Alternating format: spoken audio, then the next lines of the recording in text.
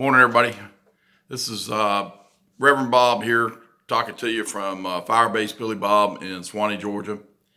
We're bringing down the fire of heaven on things, so listen up. This morning's topic, I get up with these things in my mind. I don't know.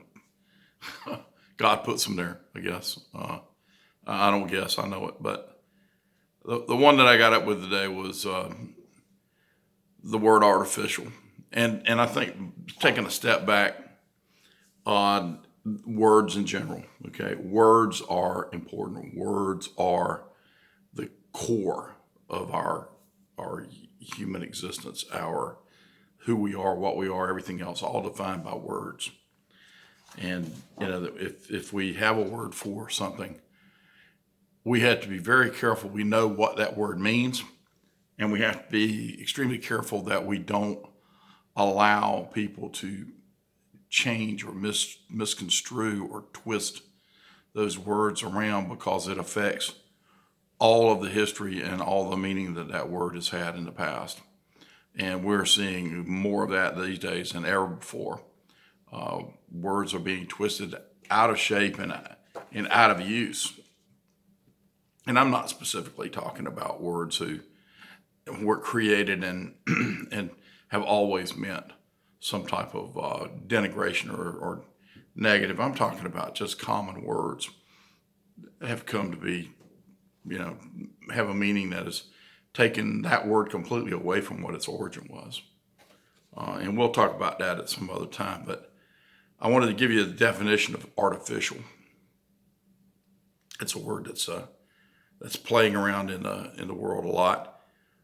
It's the definition, according to my Google this morning, says made or produced by human beings rather than occurring naturally,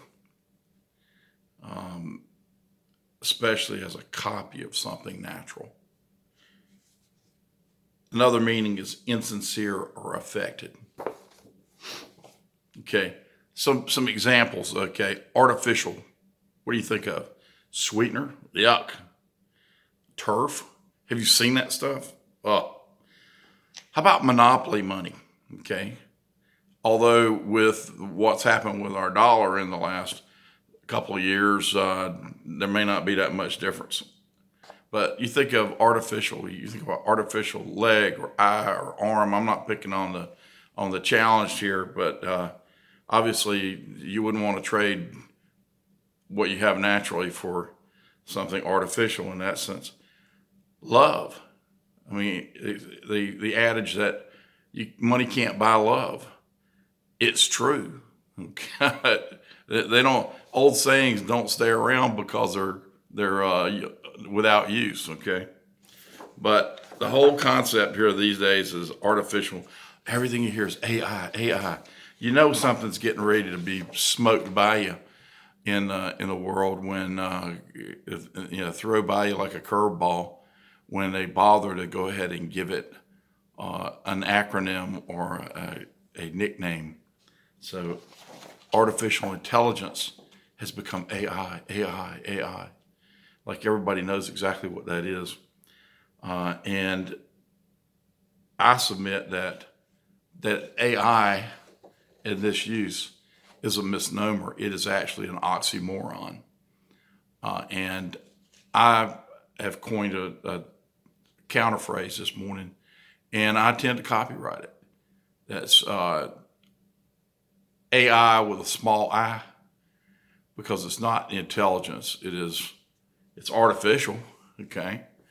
But it is an application of instinct, not intelligence, okay?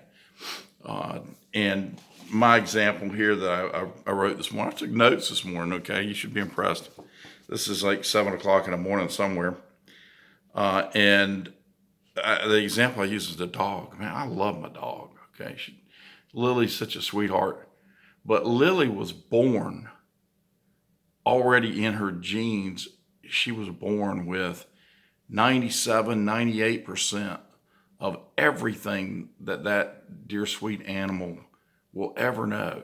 She was born with those skills already pre-programmed into her DNA. That is almost an exact mirror or flip from human being. Human beings born knowing virtually nothing, having virtually no instincts. They say, well, falling or fear of falling or this or fear itself, okay?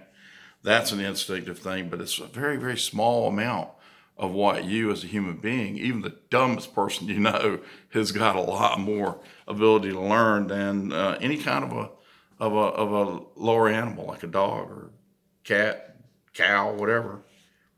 And then they're not self-aware, which is radically different from your intelligence. So, there's a big, big, big difference, a gulf here of difference. Look at my notes here. Already covered that. But the words I've also found in that definition of intelligence, especially, that I think are most significant for you is the word artificial, the synonyms, or you look at the thesauruses, I can hardly say it. It's unreal, bogus, counterfeit, fabricated, faked, false, forged, fraudulent, a lot of F words in that, huh? Fictitious, and phony, but phony spelled with a PH, so you get a little bit of break there. But all those words, they don't instill in me feelings of something I want to be associated with, or something that I find to be useful. And I think artificial intelligence as an oxymoron fits perfectly. It's the idea that you can create intelligence, and what did we say that? Let me look back on my notes. Intelligence, the ability to acquire and apply knowledge and skills. No, it's artificial instinct. You program it all in there, and then you call on it and try to get it to work for you. It has very little to do with intelligence except for the human intelligence that somebody used to put all the programming in there. Okay. Is it useful? Yeah, claw hammer's useful. Not very much intelligence that went into that except in the creation of the product. And it's the same with artificial intelligence. The human element, the God element, is just not there. We'll talk more about intelligence, artificial and otherwise, in the future. This is Bob. I'm running a little long today. So signing off here at Chateau Billy Bob, Firebase Billy Bob in Swanee, Georgia. You can find us at www.bobforpres.com and on YouTube at that same handle. Thank you.